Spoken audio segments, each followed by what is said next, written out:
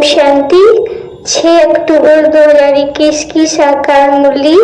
बाबा ने कहा, मीठे बच्चे, इस पुरानी दुनिया से बेहद के वैरागी बनो, क्योंकि बाप तुम्हारे लिए नया स्वर्ग रूपी घर बना रहे हैं। मीठे बच्चे, इस पुरानी दुनिया से बेहद के वैरागी बनो, क्योंकि बाप तुम्हारे लिए नया स्वर्ग रूपी घर बना रहे हैं। प्रश्न: इस अविनाशी युद्ध ज्ञान यज्ञ में किन किन बातों के कारण ही विघ्न पड़ते हैं? इस अविनाशी युद्ध यज्ञ में किन किन बातों के कारण ही विघ्न पड़ते हैं? उत्तर: यह शिव बाबा का रचा हुआ अविनाशी युद्ध यज्ञ है। इसमें तुम मनुष्य देवता बनने के लिए पवित्र बनते हो, भक्ति आदि छोड़ते हो, इस कारण विघ्न पड़ते। लोग कहते हैं शांति हो, विनाश न हो, और बाप ने यह युद्ध ज्ञान यज्ञ रचा ही है पुरानी दुनिया के विनाश के लिए। इनके बाद ही शांति की दुनिया आएगी। ओम शांति। ओम शांति का अर्थ बाप ने बच्चों को समझाया है। अहम आत्मा का स्वधर्म है शांति धाम में जाने के लिए कोई पुरुषार्थ नहीं करना पड़ता है। आत्मा स्वयं शांत स्वरूप शांति धाम में रहने वाली है। यहाँ थोड़े समय के लिए शांत रह सकते हैं। आत्मा कहती है, मेरी कर्मेंद्रियां का बाजा तक गया है, मैं अपने स्वधर्म में टिक जाता हूँ, शरीर से अलग हो जाता हूँ, परंतु कर्म तो करना ही है। शांति में कहाँ तक बैठे रहेंगे? आत्मा कहती है, मैं शांति देश की रहवासी हूँ, सिर्फ यहाँ शरीर में आने से मैं टॉकी बना हूँ। अहम आत्मा मोहम शरीर है। आत्मा ही पतित और पावन बनती है। आत्मा पतित बनती है तो शरीर भी पतित बनता है, क्योंकि सतयुग में 5 तत्व भी सतो प्रधान होते हैं। यहाँ 5 तत्व तमो प्रधान है। सोने में खाद पड़ने से सोना पतित बन जाता है, फिर उनको साफ करने के लिए आग में डाला जाता है। उनको योग अग्नि नहीं कहा जाता, योग अग्नि भी है जिससे पाप जलते हैं। आत्मा को पति से पावन बनाने वाला परमात्मा है। नाम ही है एक का है। बुलाते हैं, हे पतित पावन आओ। ड्रामा पेरेंट्स अनुसार सबको पतित तमो प्रधान बनना ही है। यह झाड़ है ना, उस झाड़ का बीज नीचे रहता है, इनका बीज ऊपर में है। बाप को जब बुलाते हैं तो बुद्धि ऊपर चली जाती है। जिससे तुम वर्षा ले रहे हो वह अब नीचे आया हुआ है। कहते हैं मुझे आना पड़ता है।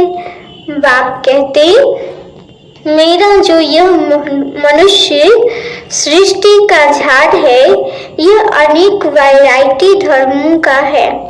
अब यह तमो प्रधान पति जड़ीभूत अवस्था को पाया हुआ है। बाप बैठ बच्चों को समझाते हैं। सतयुग में पहले होते हैं देवी देवताएं, अब कलयुग में है असुर।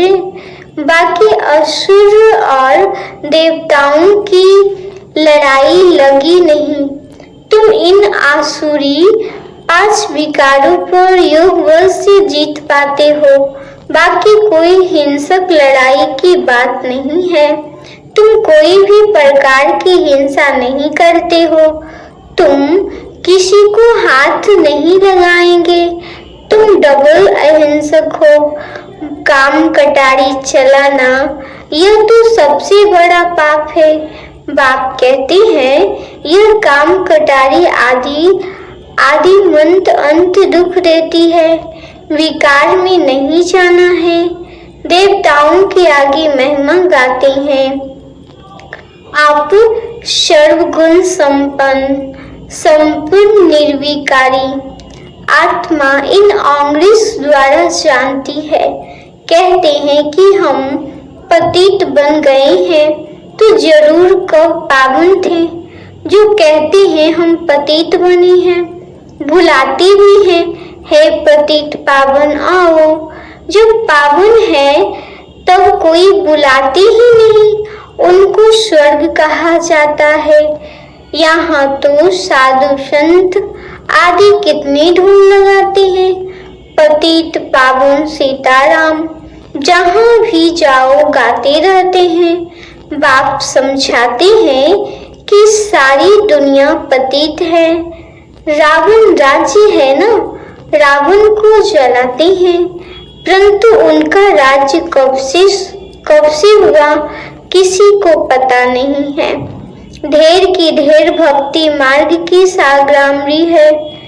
कोई क्या करते हैं, कोई क्या करते हैं। सन्यासी भी कितने योग सिखलाते हैं। वास्तव में योग किसको कहा जाता है यह कोई को पता नहीं है।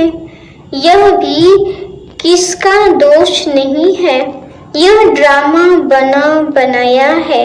जब तक मैं न आऊं इन्हों को अपना पाठ बचाना है। ज्ञान और भक्ति, ज्ञान है दिन सतयुग त्रेता, भक्ति है रात द्वापर कलयुग, फिर है वैराग्य पुरानी दुनिया से वैराग्य। यह है बेहद का वैराग्य, उन्हों का है हद का वैराग्य। तुम जानते हो यह पुरानी दुनिया अब खत्म होने वाली है। नया घर बनाते हैं तो पुरानी से वैराग्य हो जाता है। देखो बेहद का बाप कैसा है, तुमको स्वर्ग रूपी घर बनाकर देता है। स्वर्ग है नई दुनिया, नरक है पुरानी दुनिया। नई सो पुरानी सो फिर नई बनती है। नई दुनिया की आयु कितनी है यह किसी को पता नहीं है। अभी पुरानी दुनिया में रह हम नई बनाते हैं। पुरानी कब्रिस्तान पर हम परिस्तान बनाएंगे। यही जमुना का खंडा होगा, इस पर महल बनेंगे। यही दिल्ली जमुना नदी पर होगी। बाकी यह जो दिखाते हैं पांडवों के किले थे, यह सब ड्रामा पैलेस अनुसार जो जरूर फिर भी बनेंगे। जैसे तुम यज्ञ तप दान आदि करते होंगे, यह फिर भी करना होगा। पहले शिव की भक्ति करते हो, फर्स्ट क्लास मंदिर बनाते हो, उनको अभिविचारी भक्ति कहा जाता। अब तुम ज्ञान मार्ग में हो, यह है अभिविचारी ज्ञान। एक ही शिव बाबा से तुम सुनते हो।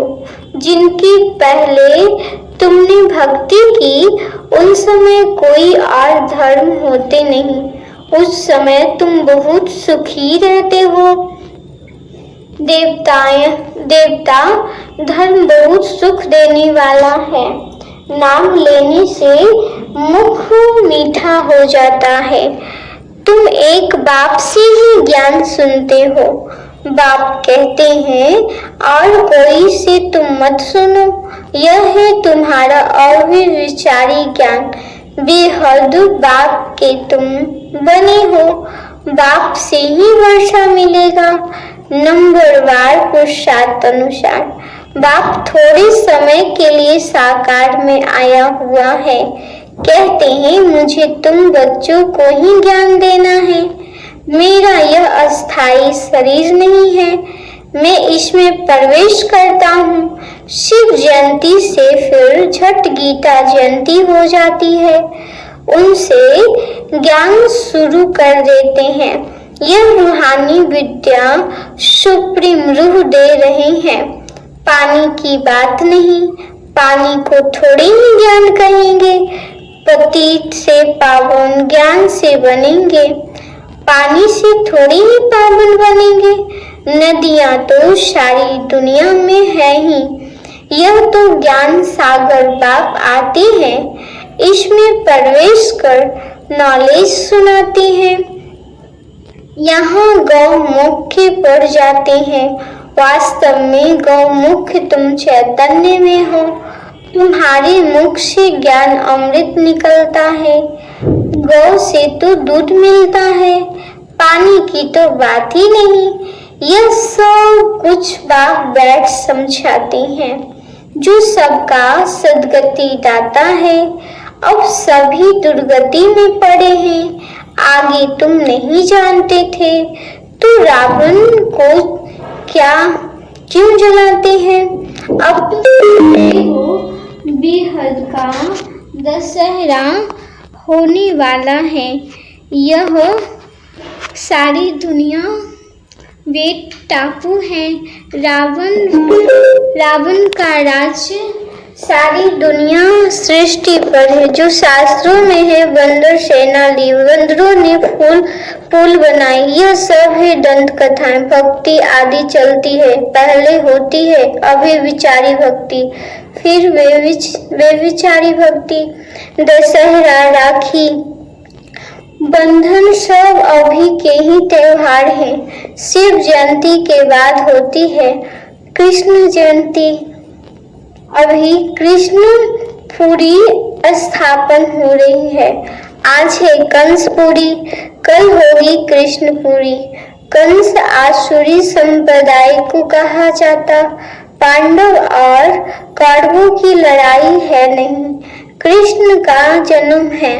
सतयुग में वो है फर्स्ट क्लास प्रिंस। कल स्कूल में पढ़ने जाता है। जब बड़ा होता है तो राज गद्दी पर बैठता है। महिमा सारे शिव बाबा की है, जो पतितों को पावन बनाने वाला है। बाकी यह रास लीला आदि यह तो आपस में खुशी मनाते होंगे। बाकी कृष्ण किसी को ज्ञान सुनाए, यह कैसे हो सकता? बाबा कहते हैं, जिसको किसी को मना नहीं करनी है कि भक्ति नहीं करो, आपे ही छूट जाती है। भक्ति छोड़ते हैं, विकार छोड़ते हैं, ईश्वर ही हंगामा होता है। बाबा ने कहा, मैं युद्ध यज्ञ रचता हूँ। इसमें आसुरी संप्रदाय के विधन पड़ते हैं। यह है शिव बाबा का बेहद का यज्ञ, जिससे मनुष्य देवता बनते हैं। गाया हुआ है, ज्ञान यज्ञ से विनाश ज्वाला प्रकट हुई। जब पुरानी दुनिया का विनाश हो, तब तुम नई दुनिया में राज करेंगे। लोग कहते हैं, हम कहते हैं शांति हो, यह बीके कहते हैं विनाश हो। ज्ञान न समझने के कारण ऐसा बोलते हैं। बाप समझाते हैं, यह सारी पुरानी दुनिया इस ज्ञान यज्ञ में स्वाहा हो जाएगी। पुरानी दुनिया को आग लगने वाली है। नेचुरल कैलेमिटीज आएगी। सरसों मुसाफिक सब पिस कर खत्म हो जाएंगे। बाकी कुछ आत्माएं बच जाएंगी। आत्मा तो अविनाशी है और बेहद की होलिका होनी है, जिसमें शरीर सब खत्म हो जाएंगे। बाकी आत्मा पवित्र बनकर चली जाएगी। आग में चीज शुद्ध होती है। हवन करते हैं शुद्धता के लिए। वह सब है जिस्मानी बातें। अब सारी दुनिया स्वाहा होने वाली है। विनाश के पहले जरूर स्थापना होनी चाहिए। किसी को समझाओ, पहले स्थापना फिर विनाश। ब्रह्मा द्वारा स्थापना, प्रजापिता महसूर है। आदि देव आदि देवी जगत अम्बा के लाखों मंदिर हैं, कितने मेले लगते हैं। तुम हो जगत अम्बा के बच्चे, ज्ञानेश्वरी, फिर बनेगी राजेश्वरी। तुम बहुत धनवान बनते हो, फिर भक्ति मार्ग में लक्ष्मी से दीपमाला पर विनाशी धन मांगते हैं। यहाँ तुमको सब कुछ मिल जाता है। आयुष्मान भव, पुत्रवान भव। वहाँ 150 वर्ष आयु रहती है। यहाँ तुम जितना योग लगाएंगे उतनी आयु बढ़ती जाएगी। तुम ईश्वर से योग लगाकर योगेश्वर बनते हो। बाघ कहते मैं धोबी हूँ, सब मुतपलित आत्माओं को साफ करता हूँ, फिर शरीर भी शुद्ध मिलेगा। मैं सेकेंड में दुनिया के कपड़े साफ कर देता हूँ। सिर्फ मन मना भव होने से आत्मा और शरीर पवित्र बन जाएंगे। छू मंतर हुआ ना, सेकेंड में जीवन मुक्ति कितना सहज उपाय है। चलते फिरते सिर्फ बाप को याद करो और कोई जरा भी तकलीफ नहीं देता हूँ। अब तुम्हारी एक सेकेंड में चढ़ती कला होती है। बाप कहते हैं मैं तुम बच्चों का सर्वेंट बनकर आया हूँ। तुमने बुलाया है, हे पतित पावन, आकर हमको पावन बनाओ। तू सर्वेंट हुआ ना। जब तुम बहुत पतित बनते हो तुम जोर से चिल्लाते हो, अब मैं आया हूँ। मैं कल्प आकर बच्चों को मंत्र देता हूँ कि मुझे याद करो। मन मना भवा का अर्थ भी यह है। सिर्फ वाक्यते फिर विष्णुपुरी का मालिक बनेंगे। तुम आए हो विष्णुपुरी का राज लेने। रावणपुरी के बाद है विष्णुपुरी, कृष्णपुरी के बाद है कंसपुरी के बाद है कृष्णपुरी। कितना सहज समझाया जाता है। बाप कहते हैं इस पुरानी दुनिया से सिर्फ मौत मिटा दो। अब हमने 84 जन्म पूरे किए हैं। यह पुराना चोला छोड़ हम जाएंगे नई दुनिया में। याद से ही तुम्हारे पाप कट जाएंगे। इतनी हिम्मत करनी चाहिए। अच्छा मीठे मीठे सीखी लंधे बच्चों, प्रति माता पिता बाप दादा का याद प्यार और गुड मॉर्निंग। रूहानी बाप की रूहानी बच्चों को नमस्ते। हम रूहानी बच्चों की रूहानी बाप दादा को याद प्यार और नमस्ते नमस्ते। धारणा के लिए मुख्य सार है। फर्स्ट पॉइंट, मुख से सदैव ज्ञान अमृत निकालना है। ज्ञान से ही सबकी सद्गति करनी है। एक बाप से ही ज्ञान सुनना है, दूसरों से नहीं। दूसरा चढ़ती कला में जाने के लिए चलते फिरते बाप को याद करने का अभ्यास करना है। इस पुरानी दुनिया पुराने चोले से मौत मिटा देना है। वरदान, एक ही रास्ता और एक से रिश्ता रखने वाले संपूर्ण फरिश्ता भव। एक ही रास्ता और एक से रिश्ता रखने वाले संपूर्ण फरिश्ता भव। विस्तार, निराकार व साकार रूप से बुद्धि का संग व रिश्ता एक बाप से पक्का हो तो फरिश्ता बन जाएंगे। जिनके सर्व संबंध व सर्व रिश्ते एक के साथ है, वही सदा फरिश्ते हैं। ऐसे गवर्नमेंट रास्ते में बोर्ड लगा देती है कि यह रास्ता ब्लॉक है। ऐसे सब रास्ते ब्लॉक बंद कर दो तो बुद्धि का भटकना छूट जाएगा। बाप दादा का यही फरमान है कि पहले सब रास्ते बंद करो, इसे सहज फरिश्ता कहते हैं। स्लोगन: सदा सेवा की उमंग उत्साह में रहना, यही माया से सेफ्टी का साधन है। सदा सेवा के उमंग उत्साह में रहना, यही माया से सेफ्टी का साधन है। अच्छा, मातेश्वरी जी की अनमोल महावाक्य। मम्मा ने कहा, निरंतर ईश्वरीय याद की बैठक।